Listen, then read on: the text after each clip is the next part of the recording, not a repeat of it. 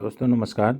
मैं आज फिर हाजिर हूँ सामान्य अध्ययन के 100 प्रश्नों को लेकर। सेट 8 के अंतर्गत यह जो प्रश्न है वह सक्षमता परीक्षा के दृष्टिकोण से तथा बीपीएससी जो शिक्षक अध्यापक की भर्ती होने जा रही है फेज 3 की, उसके लिए अत्यंत महत्वपूर्ण प्रश्न है जो किसी न किसी परीक्षा में पहले पूछा जा चुका है। तो आइए बिना देर किए हुए प्रश्न को आगे देखते हैं, जो कि प्रश्न संख्या 201 से 300 तक होगा। यह प्रश्न परीक्षा के दृष्टिकोण से अति महत्वपूर्ण है, इसलिए वीडियो को एक बार या 2 बार अच्छी तरह से देखें और इसको दिमाग में बैठा लें। यह अति महत्वपूर्ण प्रश्न है। तो इससे पहले कि आप वीडियो को शुरू करते हैं, सबसे पहले जो लोग सब्सक्राइब नहीं किए हैं सब्सक्राइब कर लें, बाकी लोग शेयर करें, लाइक करें और कमेंट करें। तो चलते हैं प्रश्न संख्या 201 देखते हैं। राज्यसभा का सर्वप्रथम गठन कब हुआ? तो यह 3 अप्रैल 1952 ईस्वी को हुआ। प्रश्न संख्या 2 देखते हैं। राष्ट्रपति पद के चुनाव संबंधित विवाद को किसे निर्देशित किया जाता है? तो यह उच्चतम न्यायालय हो जाएगा। प्रश्न संख्या 203 देखते हैं। भारतीय सशस्त्र सेनाओं का सर्वोच्च कमांडर कौन होता है? तो वह राष्ट्रपति होता है। प्रश्न संख्या 204 देखते हैं। राष्ट्रपति को निम्नलिखित में से कौन पद और गोपनीयता की शपथ दिलाता है? तो यह हो जाएगा भारत का मुख्य न्यायाधीश। उसके बाद है प्रश्न संख्या 205। भारत के राष्ट्रपति को उसके पद से हटाया जा सकता है? तो यह संसद द्वारा। उसके बाद है प्रश्न संख्या 206। भारत के संविधान का भाग 3 संबद्ध है? तो यह है मूल अधिकारों से। उसके बाद है प्रश्न संख्या 207। मौलिक अधिकारों का निलंबन कौन कर सकता है? तो यह राष्ट्रपति होगा। उसके बाद है प्रश्न संख्या 208। भारतीय संविधान के अंतर्गत मूल अधिकारों का संरक्षक कौन है? तो यह हो जाएगा न्यायपालिका। उसके बाद प्रश्न संख्या 9 देखते हैं। निम्नलिखित अनुच्छेदों में कौन भिन्न वर्ग में आता है? तो यह तो अनुच्छेद 19 आ जाएगा। उसके बाद है प्रश्न संख्या 210। स्वतंत्रता के मूल अधिकार से संबंधित संविधान के अनुच्छेद 19 के अंतर्गत कितने प्रकार की स्वतंत्रताएं प्रत्याभूत हैं? यह 6 हो जाएगा। प्रश्न संख्या 211 है। भारतीय संविधान के निम्नलिखित अनुच्छेदों में से कौन विधायक सत्ता पर पूर्ण नियंत्रण लगाता है? तो यह अनुच्छेद 14 हो जाएगा।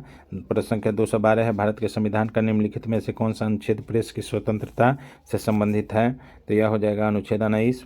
उसके बाद है प्रश्न संख्या 213। धार्मिक स्वतंत्रता का अधिकार संविधान के किस अनुच्छेद में वर्णित है? तो यह अनुच्छेद 25 से लेकर 30 तक वर्णित है। उसके बाद प्रश्न संख्या 214 हो जाएगा। निम्नलिखित में से कौन मौलिक अधिकार नहीं है? तो यह हड़ताल पर जाने का अधिकार जो है मौलिक अधिकार नहीं है। उसके बाद है प्रश्न संख्या 215। तो यह हो जाएगा धार्मिक स्वतंत्रता का अधिकार किस अनुच्छेद के द्वारा दिया गया है? तो यह अनुच्छेद 25 हो जाएगा। उसके बाद है प्रश्न संख्या 216। भारत के संविधान के अनुसार जो संवैधानिक अधिकार है किंतु मूलभूत अधिकार नहीं है? तो यह हो जाएगा संपत्ति का अधिकार। आगे बढ़ते हैं। प्रश्न संख्या 217। कौन व्यक्तिगत स्वतंत्रता से संबंधित है? तो यह बंदी प्रत्यक्षीकरण हो जाएगा। उसके बाद प्रश्न संख्या 218 है। भारत के प्रथम प्रधानमंत्री थे? तो यह पंडित जवाहरलाल नेहरू हो जाएगा। उसके बाद है प्रश्न संख्या 219। संविधान के अंतर्गत बंदी प्रत्यक्षीकरण समादेश जारी करने का अधिकार किसमें निहित है? तो यह उच्च तथा उच्चतम न्यायालय दोनों में निहित है। उसके बाद है प्रश्न संख्या 220। भारतीय संविधान का निम्नलिखित में से कौन सा अनुच्छेद शिक्षा का अधिकार प्रदान करता है? तो यह हो जाएगा अनुच्छेद 21। प्रश्न संख्या 221 देखते हैं। निम्नलिखित में से कौन सा भारत के संविधान के मूल अधिकारों का अंश नहीं है? तो यह हो जाएगा उद्योगों के प्रबंधन में श्रमिकों की सहभागिता। उसके बाद है प्रश्न संख्या 222। यदि भारत के राष्ट्रपति त्यागपत्र देना चाहते हैं तो वह अपना त्यागपत्र किसे देंगे? तो वे भारत के उपराष्ट्रपति को अपना पद त्याग देंगे। उसके बाद है प्रश्न संख्या 223। भारतीय संविधान के सर्वसम्मति से चुने जाने का अभी तक एकमात्र उदाहरण है? तो नीलम संजीव रेड्डी जो थे वह सर्वसम्मति से राष्ट्रपति निर्वाचित हुए थे। प्रश्न संख्या 224 है। विदेशी देशों के सभी राजदूतों का कमिश्नरों के प्रत्यय पत्र किसके द्वारा प्राप्त किए जाते हैं? तो वह राष्ट्रपति के द्वारा प्राप्त किए जाते हैं। प्रश्न संख्या 225 हो जाएगा। किसी भी अभियुक्त की फांसी की सज़ा को बदलने या कम करने का अधिकार किसे है? तो वह भारत के राष्ट्रपति को है। उसके बाद है प्रश्न संख्या 226। भारतीय संविधान के प्रतिरक्षा बलों का सर्वोच्च समादेश निम्नलिखित में से किसमें निहित है? तो वह राष्ट्रपति में निहित है। उसके बाद है प्रश्न संख्या 227। मूलभूत संविधान में कौन से भाग में राज्य लोक कल्याण की संकल्पना सम्मिलित की गई है? तो यह हो जाएगा राज्य के नीति निर्देशक तत्व में। उसके बाद है प्रश्न संख्या 228। भारत है एक? तो यह हो जाएगा धर्मनिरपेक्ष राष्ट्र है। उसके बाद आता है प्रश्न संख्या 229। निम्नलिखित में से कौन सा शब्द भारत के संविधान की उद्देशिका में नहीं है? तो यह लोक कल्याण कहीं भी उद्देशिका में नहीं है। उसके बाद है प्रश्न संख्या 230, भारत की संप्रभुता, एकता और अखंडता को क्षुण्ण बनाए रखने तथा उसकी रक्षा करने का प्रावधान किया गया है। यह भारत के संविधान की प्रस्तावना में दिया गया है। प्रश्न संख्या 231 है, संविधान की प्रस्तावना में प्रयुक्त शब्द सेक्युलर का अर्थ है सभी नागरिकों को धर्म एवं उपासना की स्वतंत्रता। प्रश्न संख्या 232 है, निम्नलिखित में से किस तिथि को भारतीय संविधान लागू किया गया था? तो यह 26 जनवरी 1950 होगा। आगे बढ़ते हैं, प्रश्न संख्या 233 देखते हैं, भारतीय संविधान की उद्देशिका में परिवर्तन किस संशोधन अधिनियम में किए गए थे? तो यह हो जाएगा 42वां संशोधन अधिनियम, जो कि 1976 में हुआ था। उसके बाद है प्रश्न संख्या 234, भारतीय संविधान लागू किया गया था 26 जनवरी 1950 को। उसके बाद है, किसने भारतीय संविधान की प्रस्तावना उद्देशिका को भारतीय संविधान की राजनीतिक कुंडली के रूप में वर्णित किया? तो यह थे कन्हैयालाल मणिलाल मुंशी। आगे बढ़ते हैं, प्रश्न संख्या 236 को देखते हैं। उसमें है, भारतीय संविधान के किस अनुच्छेद में राज्य के नीति निर्देशक तत्वों का उल्लेख है? तो अनुच्छेद 36 से लेकर 51 तक। उसके बाद है प्रश्न संख्या 237, संविधान में कल्याणकारी राज्य का आदेश दिया जाता है तो नीति निर्देशक तत्वों में। प्रश्न संख्या 238 देखते हैं, भारत के संविधान के अनुच्छेद डैश के तहत राज्य राष्ट्रीय महत्व के ऐतिहासिक हितों से संबंधित हर स्मारक स्थान और वस्तु का संरक्षण करने के लिए बाध्यकारी है। तो यह 49वें के अंतर्गत। उसके बाद है प्रश्न संख्या 239, भारत के किस राज्य में समान नागरिक संहिता यानी CAA, जो आजकल पूरे देश में चर्चा पर है, वह लागू है? वह गोवा राज्य में पहले से लागू है। प्रश्न संख्या 240, समान न्याय और निःशुल्क विधि सहायता का प्रावधान संविधान के किस अनुच्छेद में है? तो यह अनुच्छेद 39 हो जाएगा। उसके बाद है, इनमें से कौन राज्य के नीति निर्देशक सिद्धांतों में सम्मिलित नहीं है? तो यह सूचना का अधिकार हो जाएगा। उसके बाद है प्रश्न संख्या 242, राज्य के नीति निर्देशक तत्व सहज अध्ययन के लिए कौन से भागों में विभाजित किए जा सकते हैं? यह समाजवादी, उदार, बौद्धिकतावादी और गांधीवादी हो जाएगा। प्रश्न संख्या 243 है, राष्ट्रपति को लोकसभा में किन 2 सदस्यों को मनोनीत करने का अधिकार है? तो यह एंग्लो इंडियन हो जाएगा। उसके बाद है 244, भारत में राष्ट्रपति चुना जाता है तो यह निर्वाचित सांसदों और विधानसभा सदस्यों के द्वारा भारत का राष्ट्रपति चुना जाता है। प्रश्न संख्या 245, संविधान की किस अनुसूची में प्रत्येक राज्यों तथा संघ राज्य क्षेत्रों के लिए राज्यसभा में स्थान के आवंटन की सूची है? चतुर्थ अनुसूची में। प्रश्न संख्या 246 देखते हैं, भारतीय संविधान में कुल कितनी अनुसूचियाँ हैं?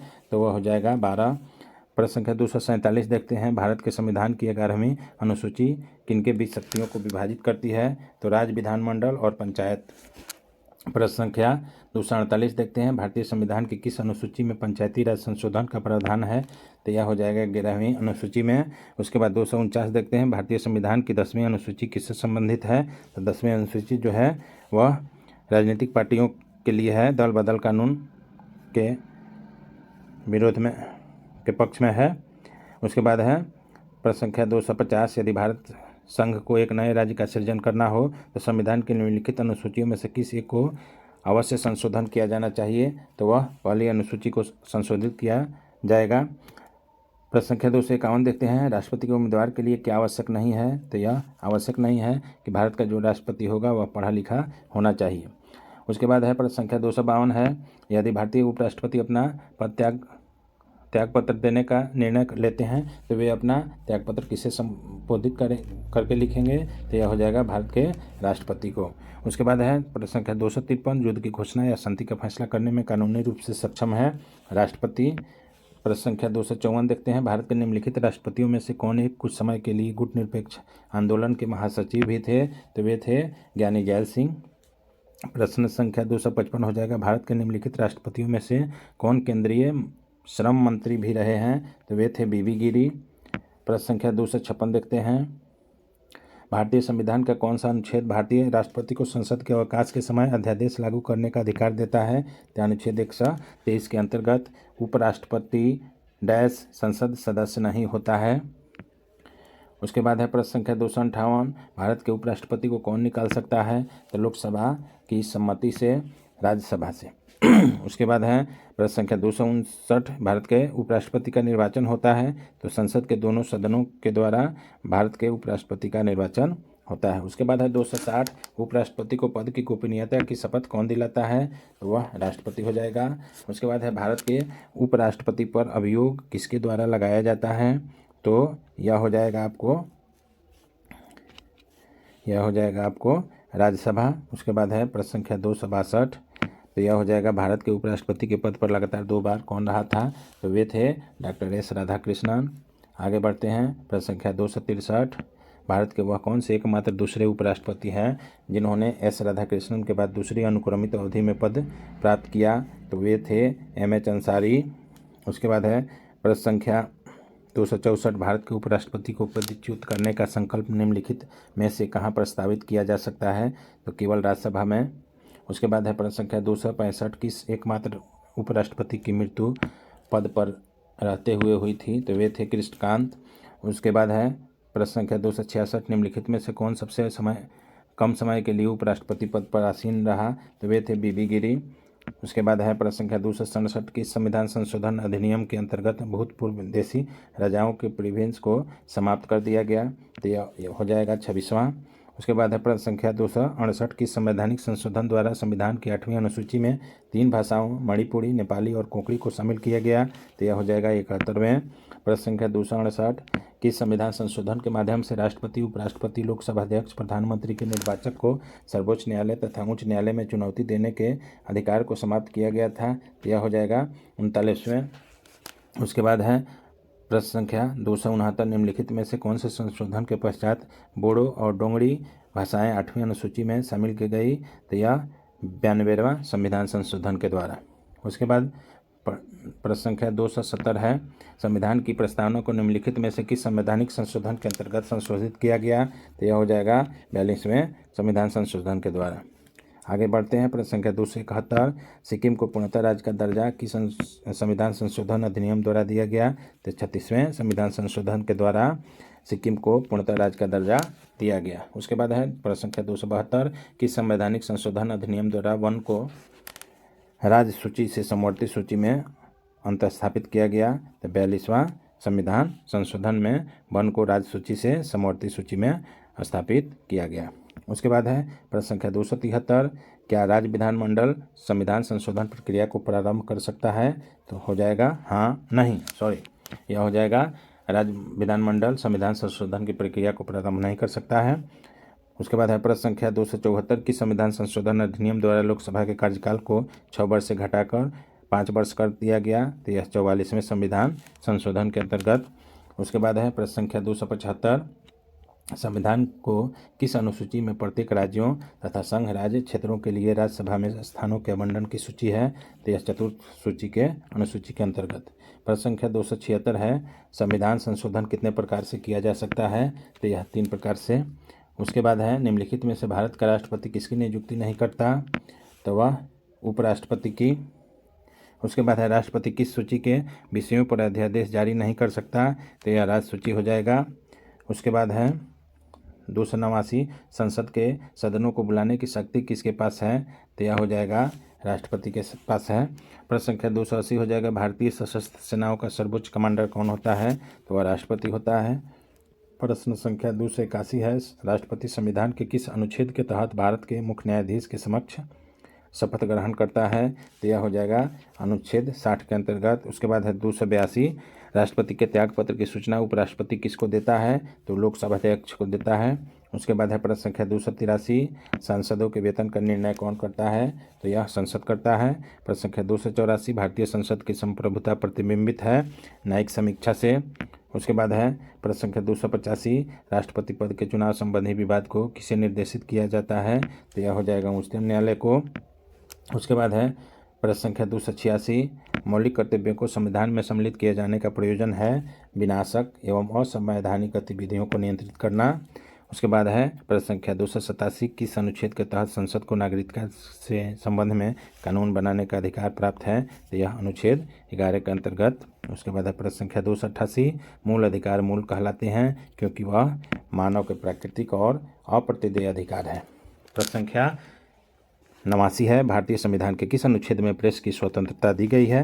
तो यह हो जाएगा 19A के अंतर्गत। आगे बढ़ते हैं, प्रश्न संख्या 290 देखते हैं। भारतीय संविधान की तीसरी अनुसूची का संबंध है शपथ तथा प्रतिज्ञान से। प्रश्न संख्या 291 देखते हैं। भारतीय संविधान के किस अनुच्छेद में अल्पसंख्यकों के हितों की संरक्षण की व्यवस्था है? तो यह अनुच्छेद 29 में। उसके बाद प्रश्न संख्या 292 है, भारतीय उच्चतम न्यायालय के न्यायाधीशों की नियुक्ति कौन करता है? तो यह हो जाएगा राष्ट्रपति। उसके बाद है 293, राज्यपाल के पद पर नियुक्ति की न्यूनतम उम्र सीमा है? तो यह हो जाएगा 35 वर्ष। उसके बाद है राज्यपाल का वेतन और भत्ता किस कोष से आता है? तो यह राज्य के संचित निधि से आता है। उसके बाद है 295 नंबर सवाल, किन राज्यों में साझा उच्च न्यायालय है? तो यह गोवा और महाराष्ट्र का जो उच्च न्यायालय है वह साझा है। उसके बाद है 296, छत्तीसगढ़ उच्च न्यायालय कहाँ स्थित है? तो बिलासपुर में स्थित है।